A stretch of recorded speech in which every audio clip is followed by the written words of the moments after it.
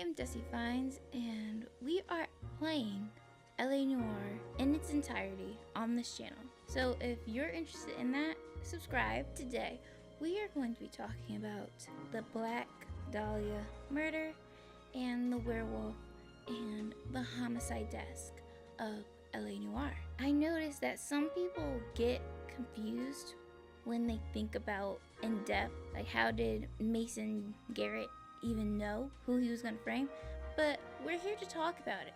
We're here to put theories together and make it concrete, because I low-key think that LA Noire writers did not really plan out how each murder happened and how Mason Garrett did it, so it kind of feels like you have to make some leaps and bounds, but we're going to talk about it. Now let's get into it. Today we are going to be talking about the 5 murders and how the werewolf killer stalked, murdered, and framed innocent men and women during the 5 murder cases Cole Phelps and Finbar Galloway solved. And I put solved in quotation marks because they didn't really solve it. And we're going to be talking about the theory that Mason Garrett could have been stalking Cole as well. So this is your warning that this video is going to be filled with spoilers for the homicide desk of LA Noire. So I'm just warning you. If you stay here beyond this point, it's on you. Oh, did I actually spoil? How did Mason Garrett even know? Future Desi Fines, roll me back and say this is your warning for spoilers. And then the homicide desk. I did not think that through. This is what happens when we go off script. Okay, back to it. In the world of LA Noire, the Black Dahlia murderer and the werewolf was uncovered to be Mason Garrett. Little is known about him. We know for a fact that he was living rough in the Christ Crown of Thorns during the cases: the silk stocking murder, the white shoe slaying, and the studio secretary murder. We'll talk about it later, but soon you'll understand why I'm not including the red lipstick murder and the golden butterfly. Mason Garrett worked at multiple bars in the downtown LA area. He had interest in literature and human anatomy. Mason Garrett was particularly interested in Prometheus Unbound by P. Shelley. We're going to take a trip down Greek mythology real quick. So to summarize the story of Prometheus, Prometheus was a titan known for his intellect, and he represented foresight. And while the great war between the titans, led by Kronos, and the Olympians, led by Zeus, was raging on, he and his brother, how the fuck you say his name? Epimetheus. We're just gonna call him Biggie. Prometheus and his brother Epimetheus, I think I got it, and his brother, represented Afterthought, were tasked to make living beings out of clay to inhabit the earth. Prometheus and his brother were spared from being imprisoned along with the other titans because they did not fight in the war. So Prometheus decided to create cows, bulls, frogs, and the last thing he made were humans. While he was creating everything else, he was giving them qualities, good qualities. But when he got to humans, he ran out of good qualities to give. He shaped humans in the image of the gods, making them upright, the ability to walk, and most importantly, he gave them fire. Prometheus cared for humans more than the Olympians, because the Olympians killed and imprisoned his family. So no, he wasn't messing with them. So when Zeus, being a dick, like he usually is, made the decree that man must give a portion of each animal they hunted to the gods, Prometheus heard that and said, "You're not going to talk to my people like that. You're just not. You're not going to talk to my people like that. You amorous, titillated, raunchy, lustful, little fool." Little fool. Prometheus decided to trick Zeus. He tricked Zeus into picking a pile full of animal bones over a pile of good meat. If you're looking for a channel that goes over history and tells it in fun ways and is genuinely entertaining.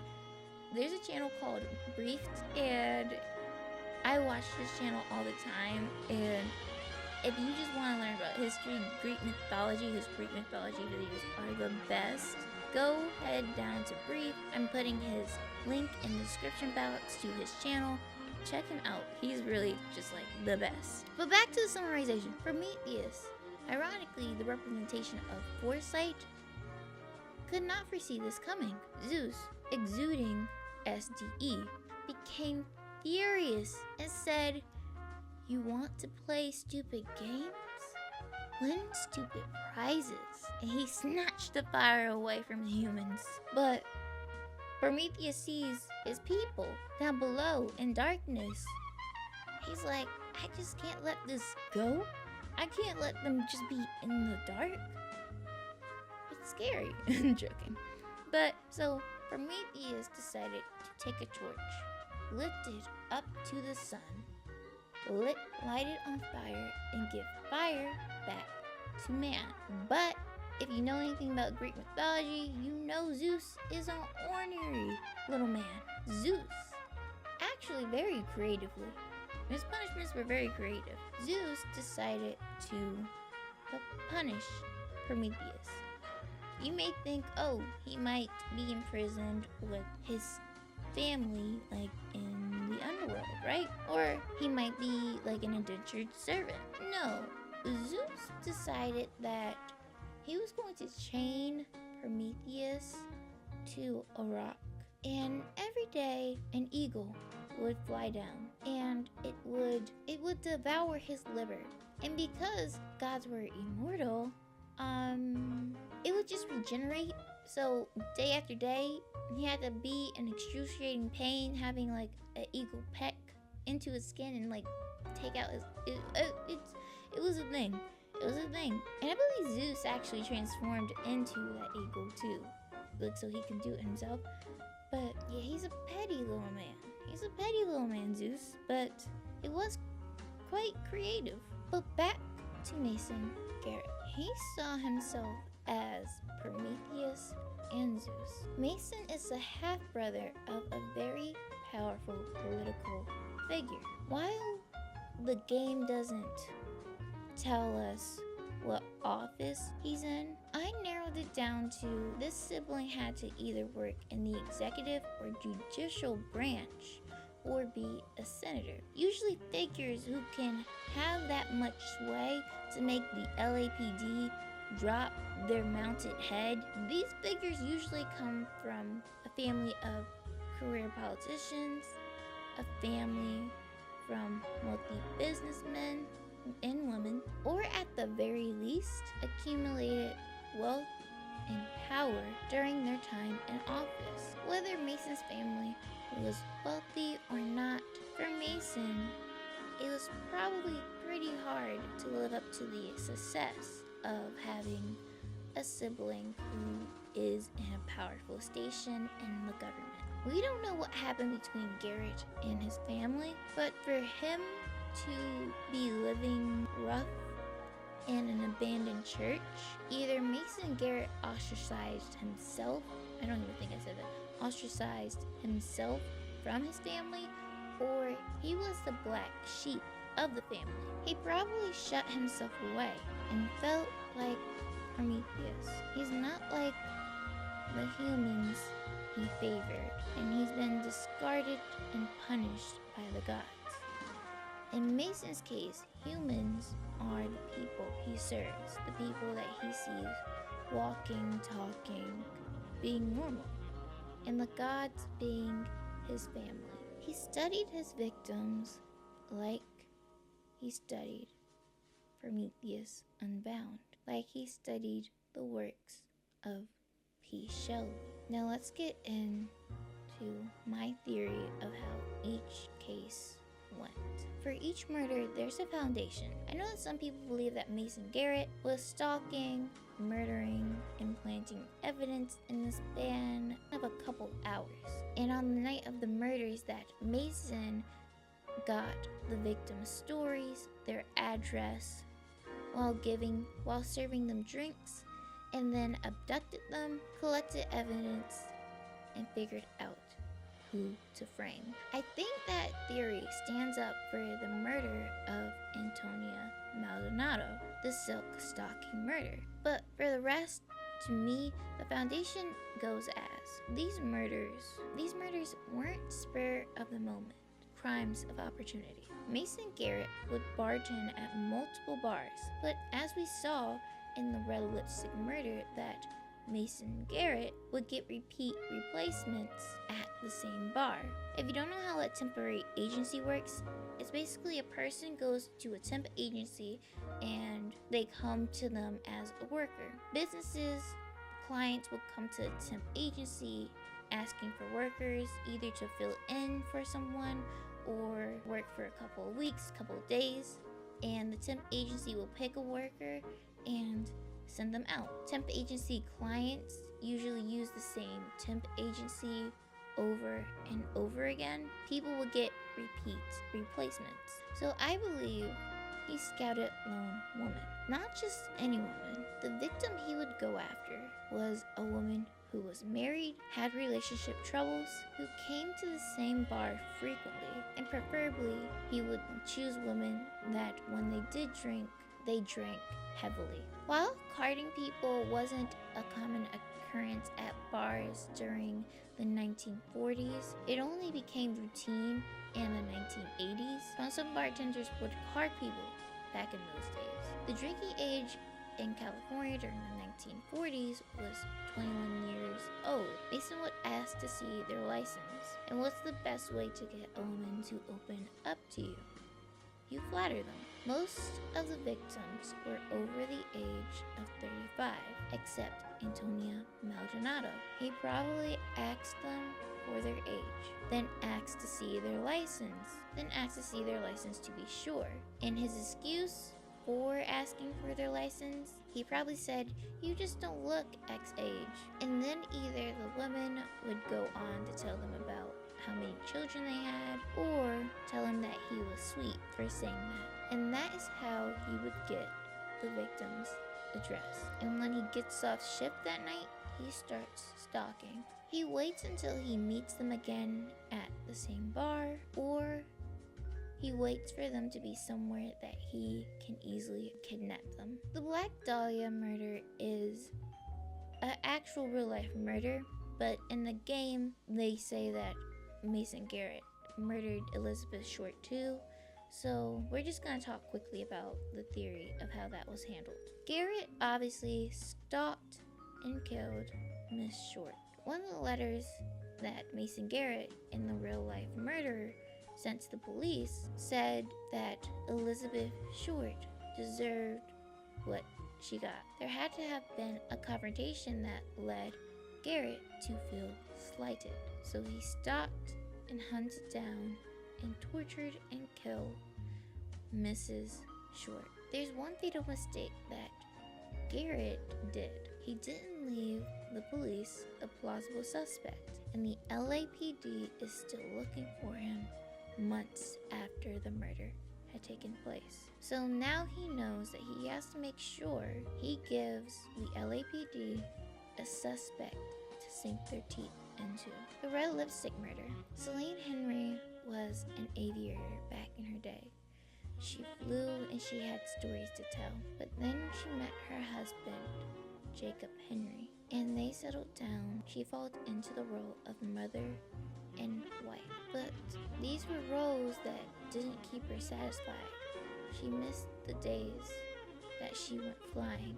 So in order to cope with her new reality, she became reliant on alcohol. Celine Henry frequently goes to the Bomb Club because the owner is an old friend that was a romantic interest at one point. So one of those nights that she came in for a drink, she met Mason Garrett. Mason Garrett became so intrigued with the light Celine Henry let off.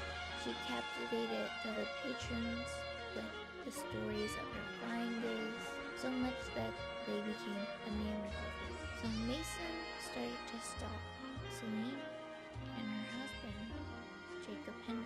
Learning through either questioning Celine or stalking, he learned that Jacob was an engineer, a mechanic, and he decided that his weapon of choice was going to be a socket wrench. The night of her murder, Celine Henry and Jacob Henry get into a fight. The cause is unknown. Celine was coming at Jacob with an iron pan, and Jacob hit her. Soon after that, Jacob left, and soon after Jacob leaving, Celine leaves. She goes to the Bumble Club, driving under the influence, as before she left, she had been drinking. She's telling stories. She's pretending like everything was okay.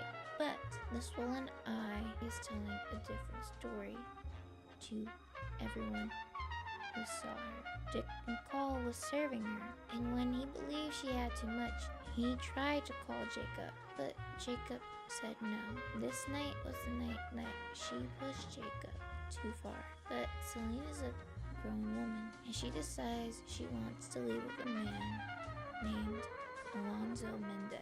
McCall didn't stop her. Mason waits until his shift is over, and then he dons his Party City costume. What happened with Alonzo and Celine? Remember, Celine was found sexually assaulted, and none of the other victims were found to be assaulted also. Whatever went on between them was probably not consensual. Alonzo probably didn't take Celine back to his apartment. He probably drove her to a deserted area, and whatever happened between them, Celine walks back to her car, and then she's abducted by Mason Garrett. Mason abducted her and put her in the backseat of her own car. Mason hasn't yet started using the church or staying at the church, so where he planned to leave her was the place he was going to murder her at. He tortured, he mutilated, he stomped, and put her body on display, removing a ring from her finger. He brushed her hair into a neat bun, set down a candle lighter that he stole from the Bumble Club, and left Mrs. Henry's purse with nothing more than her lipstick and a few odds and ends still in the purse. Mason abandoned Celine's car. After murdering Celine, Mason Garrett's plan was to frame Jacob Henry.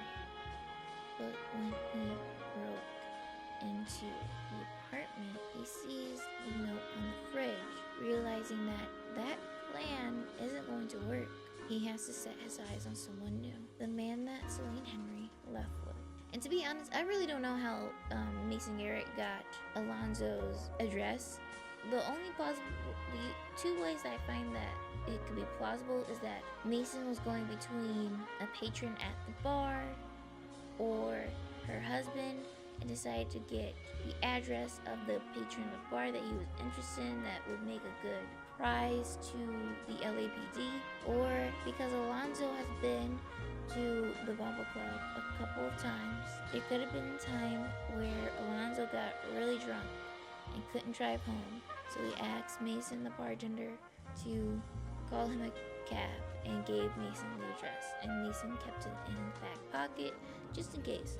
Those are one of the two.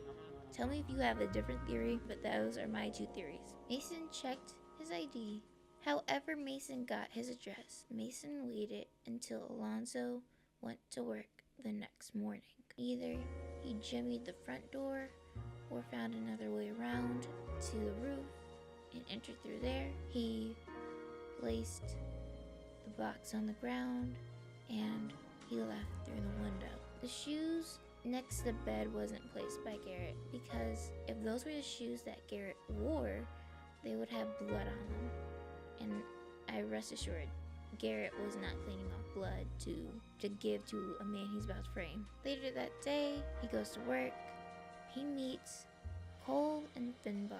But after the red lipstick murder, Mason Garrett made sure that he didn't work the bar the next day of the murder, because two detectives saw him. And how suspicious would it be to have the same bartender at every spot that a murdered woman ended up drinking on the same night of their deaths. I don't know why I'm speaking like that. The Golden Butterfly. Deidre Muller was a dedicated wife and mother. She took pride at being a stay-at-home mother.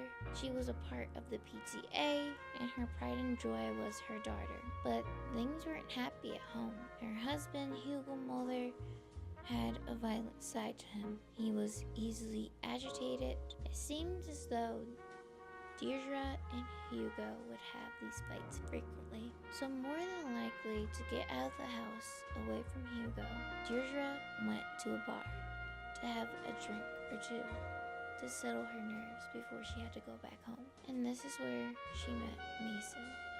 Mason stalked her husband, because in the red lipstick murder, not realizing that Jacob Henry was moving out, he realized he needed to know more other than the occupation of the man he's going to frame. He learns that Hugo is a mechanic, so Mason decides that the weapon of choice will be his tire iron. He sneaks into the Muller residence and steals a pair of Hugo's overalls from the laundry. But did Deirdre Muller get a drink before heading over to pick up her daughter? Most likely yes. It was another nasty fight and she had some time to kill, so she got herself a glass. Mason wasn't working the night he decided to attack Mrs. Muller.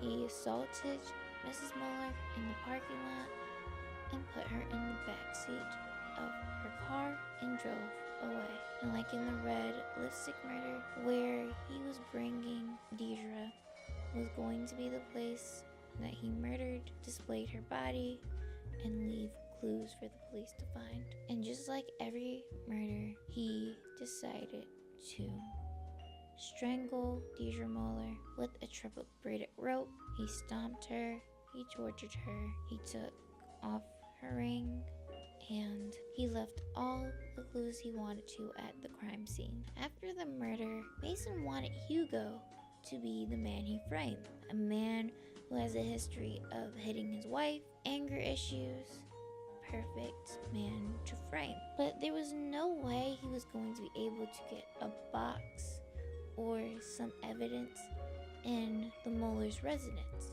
because it was a Friday night. By this time, Hugo and his daughter were back home sleeping, and by the time they were awake, Hugo would go out to look for his wife, yes, but the Muller's daughter would still be there, so there was no way to get into the house without being seen. Mason put bloody overalls, bloody rope, and a bloody tire iron in the back of her car. Whether Mason was wearing the overalls while murdering Deirdre, we don't know.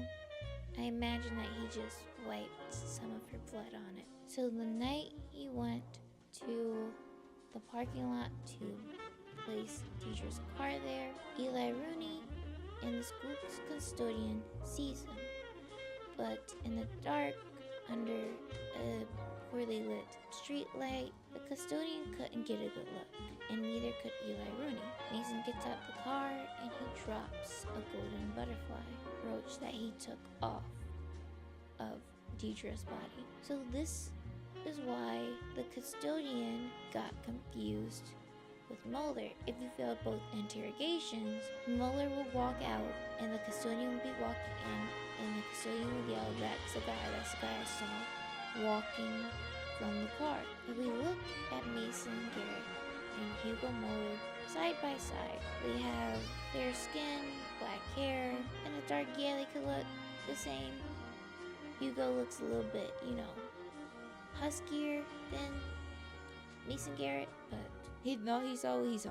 The silk stocking murder. Between the golden butterfly and the silk stocking murder is where Mason Garrett found the abandoned church and decided to use it as boarding and for torturing his victims. And this is where Garrett started to use his own car, a brown Ford coupe. The Maldonado case is different than any other case. Mason Garrett didn't do any stalking. He was working one night and in comes Antonia. Mrs. Maldonado was looking for some liquid courage. As she was about to serve divorce papers to her abusive husband, Angel Maldonado. Antonia, being a religious woman, never thought she would be getting divorced, but she was.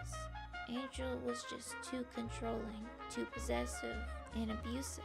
Anything could happen and Angel would blow his stack and start yelling. And then, if things got too far, he would end up hitting her. And Antonia finally gathered the strength to leave her husband, tired of feeling like a possession. She moved out, obtained a lawyer, and was granted a hearing to end her marriage. The third step in her gaining the power that she lost during this marriage with Angel was serving him. She didn't want anyone else to serve him. She wanted to do it. To see his face when he realized that the marriage was over, that he would have no control over her, but she needed a drink.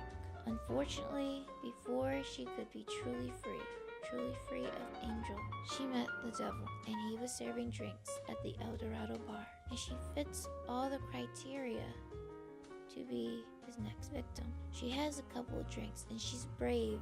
She's telling everybody about her divorce, waving the divorce papers around. She puts the paper down. Mason serves her last drink, and she somberly tells Mason about the story between her and Angel. She sees the time and realizes she has to go. She has to serve Angel these papers. She wants to call and get a cab, but the bar's phone is down, and they tell her that she had to go across the street to just pick Fruit Market and use their phone. Antonia hesitant because of her husband, because of the memories of her husband, blaming her for Clem's interest in her. But she goes over there, and Clem goes to call a cab, but it's too late for a cab to come out.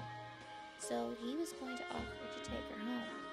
But while he was calling that cab, a brown Ford coupe pulled up, and it was Mason from the bar.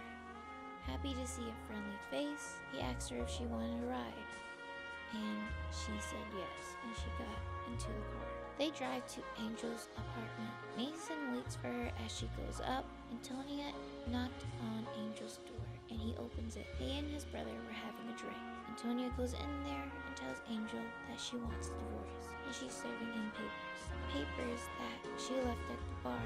Angel was going to hit her for even thinking about divorcing him. He was definitely going to hit her for doing it. There was no doubt in his mind that he was going to hit her in the next few seconds because he believed he had a right to. She was still his wife, so as she was looking in her bag for the papers, Angel hit her, and that hit was just another reminder for Antonia that she was right to divorce him, and the bruise would cement her decision to divorce her abusive husband. She runs out and Angel follows. She gets out just in time and hops into Mason Garrett's car.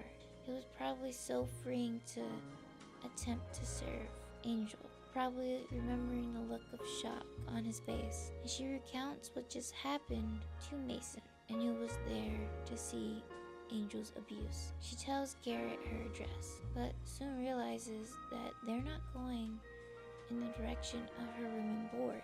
And before she could do anything about it, they arrive and Mason knocks her out. It takes a few minutes to wait, but she found herself naked and chained to a wall. Mason tortured her to make sure he got everything he needed to know to be able to get into her apartment. Mason goes to the church's fence and picks up a picket. He drives over to the boarding house. He breaks in and he ransacks her room, making sure to leave the letter between Antonia and her lawyer in plain sight for whatever cops to see and read. And he finds what he's looking for, a charm bracelet box. And he heads out and he goes back to Antonia. Mason needed to know how to get into the box, and Antonia refuses. Antonia came to terms that her life was about to end, and with the liquor still in her system, she decided to give Garrett hell. She lived in fear of her husband, but she wasn't going to die in fear. Because of her words, because of her defiance, Mason took his time torturing Antonia, doing to her what he did to no other woman, cutting her cheek, her stomach, cutting down her arms, and slicing her neck. Before he decided to use the tire iron, he asked her one last time how he was to open the box. And Antonia, realizing it's the end, tells him. After he's done, he strangles her for good measure with her own silk stocking. Garrett learned that Angel's brother was with them, so he can't frame him, but he can frame the last person who saw her alive. He dumps her body in the alleyway close, just picked fruit market. But this time, this murder, he's emboldened. He got away with 3 crimes, and the detectives are no closer to finding him. And those crimes were solved by Cole Phelps. It's not hard to read about the Silver Star detective solving his murders. Mason reads the newspaper, learning about Cole's college history, his time in the army, and being well-bred and from Stanford. He's an adversary.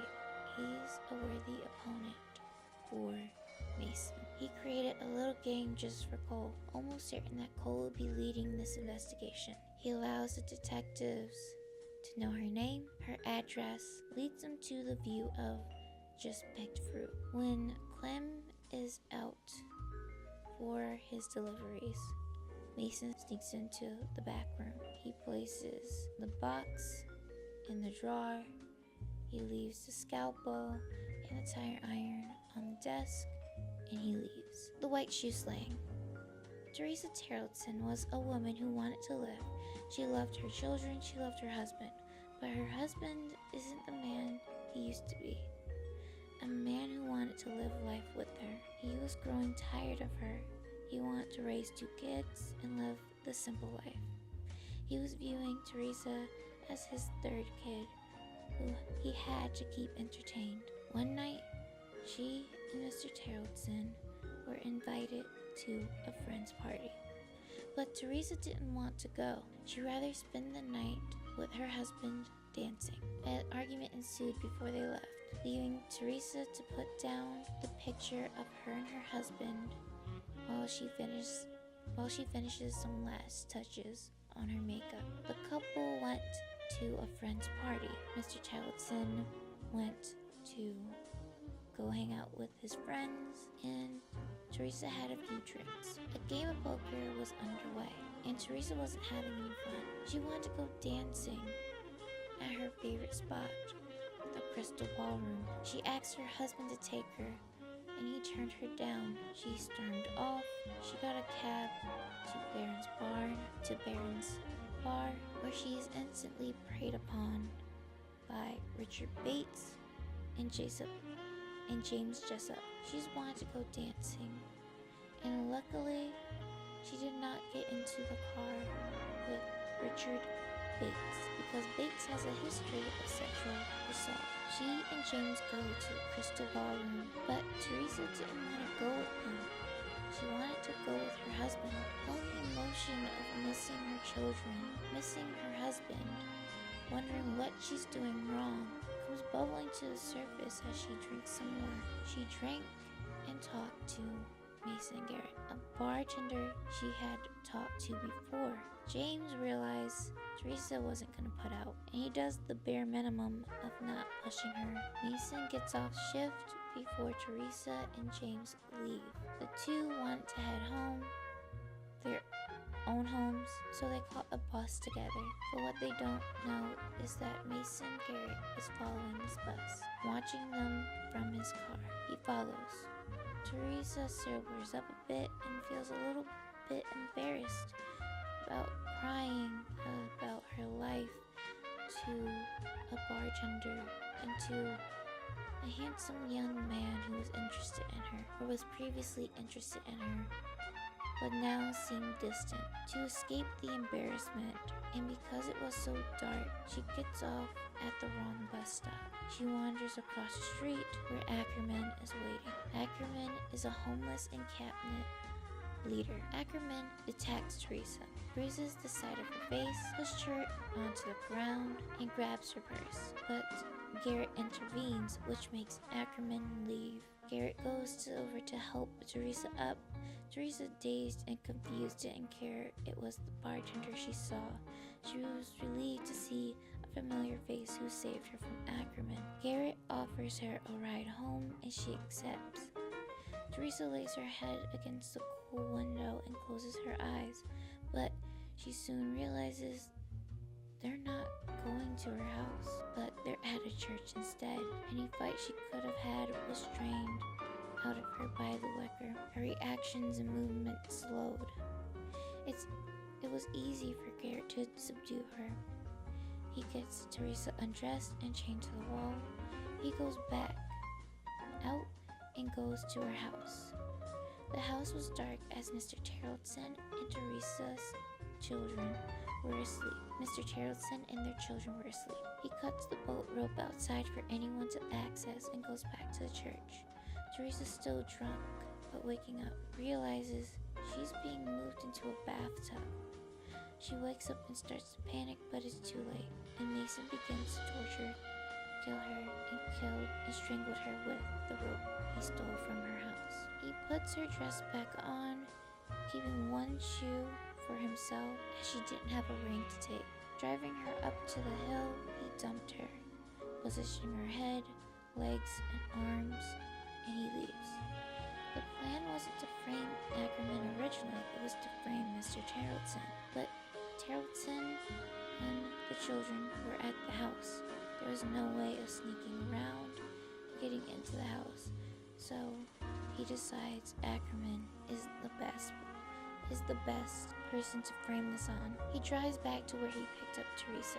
He doesn't see Ackerman, but he sees another homeless person, most likely Moss, and he follows them back to the homeless encampment. He sneaks into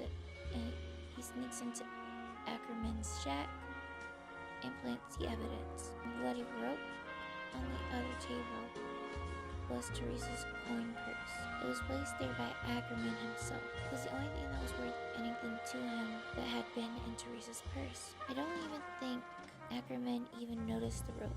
Or if he did, he probably believed he left it there himself, as it seems that Ackerman suffers from blackouts from mania or psychosis. The studio secretary murder.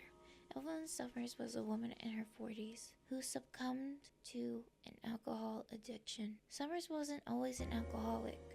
She was smart, outgoing, liked. She worked for Keystone Films, but with the loss of her job and a failed marriage, Summers fell on hard times, and the alcohol was the only thing that was getting her through it. It was her only comfort until she met James Tierman, a young man who had fallen head over heels for her. Evelyn had frequently drank at Minch's bar, trying to score a free drink from the patrons. That's where she met Grosvenor McAfee. His intellect, his facade of caring for the working man, the little man. She'd fallen for this facade, desiring to be one of his disciples. But McAfee didn't want anything from her. But she wasn't the only one interested in Grosvenor. Mason Garrett was interested as he bartended at Minch's bar. Garrett heard Grosvenor spit practice lines about the current state of the world and philosophy. Mason saw Grosvenor as a fake. Garrett couldn't stand a fake when he was the one that truly knew about philosophy. And Summers stumbling over herself for Grosvenor was annoying him also. Mason starts stalking Grosvenor and Evelyn. He had a plan. He was going to kill Evelyn because he can and he could, and the police were nowhere near close close to catching him, and he was going to frame McAfee. The night before Evelyn's murder, Evelyn and Tiernan were in his hotel room, and Summers kept talking about McAfee, and Tiernan thought about him. What about him? The man, the boy, who would and has treated Evelyn so much better than Grosvenor ever could if he even cared about her. He introduced her to his friends, his co-workers. He was in love, but Evelyn couldn't see that. So distracted. So James loses it on her, tells her how he really feels, and he needed her gone. He needed her to leave his room. Evelyn shell-shocked, knew she had to make it up to Tiernan. She bought a bottle of liquor as a gift. The morning of her murder, she visits James again, apologizing, and James accepts. They spend the day drinking, and Evelyn comes up with the idea to steal a book from McAfee's apartment. And James, thinking that it would be fun to get back at McAfee for being the subject of Summers' thoughts. They walked to Grosvenor's apartment and Jimmy the door as Grosvenor was in the bird coop on the roof. Evelyn stole the book and they got out of there. They dropped the book off at Evelyn's makeshift room at the store. McAfee finds out when he goes to look for his book, as he was going to take it to the bar and read, but he couldn't find it, and he knew who took it, and he was going to look for Summers, and he finds her and James. Grosvenor is cruel and deliberate with his threats, and then he leaves. Summers and James head back to James's room. They continue drinking, and Evelyn again starts to express remorse, saying they shouldn't have done what they did. McAfee cares for the little guy. She spouted the words that came from the lips of a fake revolutionary. Tiernan had enough again. He kicked her out of his room, but it was dark now and she was drunk. She was walking to her room and was using the train tracks as a shortcut, as she's done before. But all throughout the day, Mason Garrett has been following her and decided the perfect time to strike was there at the rail yard. He attacked Summers with a hit to the head. As she is dazed, he drags her somewhere more discreet. He beats her with a tire iron, but he doesn't mutilate her or torture her. He just kills her. He takes the ring and places her purse and its contents on the mat. He reads the letter and decides to rip it in half. Leave one in her purse and one where he was going to frame Grosvenor McAfee. He took off the shirt he wore while beating Evelyn, leaving him in his undershirt. He drove to Grosvenor's apartment and waited for Grosvenor to head up to the bird coop. He jimmied the door, and Garrett entered all the evidence and closed the door behind him. But James decided to go out and look for Grosvenor, to tell him a piece of his mind. He's drunk, but he makes it to McAfee's apartment. He turns the knob, and the door already being opened from Mason's lock picking, he enters and he passes out as soon as he gets in. Grosvenor comes down to his apartment, and he's surprised his door is open.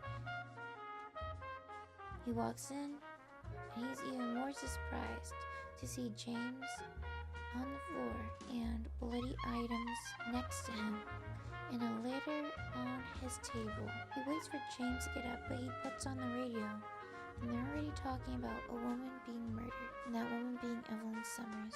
And Grosvenor makes up a story in his head that James murdered this woman. Grosvenor has no love for the police, and he had no love for Evelyn.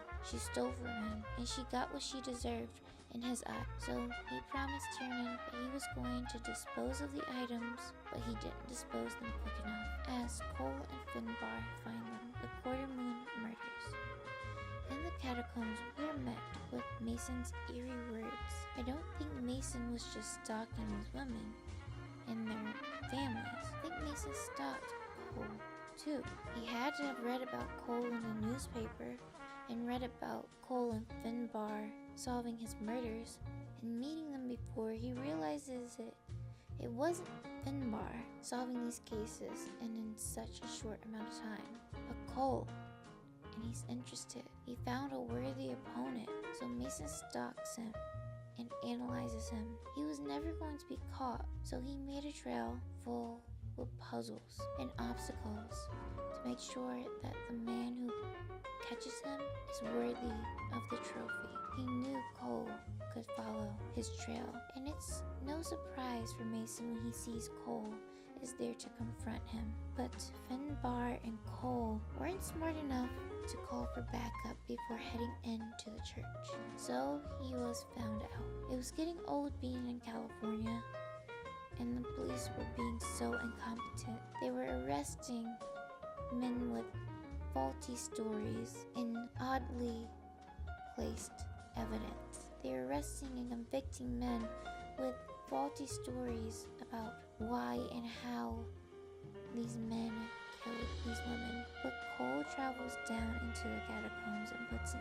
end to Mason Garrett's reign of terror on the city of LA and its inhabitants. And I'm just gonna say it right here, I have no idea how Mason put down this trail and was so sure no one was gonna touch it. The only way I can think about it is that Mason was stalking Cole during the Court of the Moon's case. And so when he saw that Cole made it to Pershing Square or the whole wet records, he hightailed it and he placed the rest of the clues and waited for them to find him at the abandoned church. That's the best I can do. That's the best I can do. If you have a better theory, I want to hear it. I want to hear if you think some things just don't work. Tell me below. I want to hear your thoughts, your opinions, but let's get into the conclusion. For Mason Garrett, playing bartender felt like he was Prometheus and Zeus at the same time, bringing liquor to his victims, lighting and opening up, getting them to talk about their husbands, tricking people into believing he was just a bartender, a forgettable boy face who no one could remember.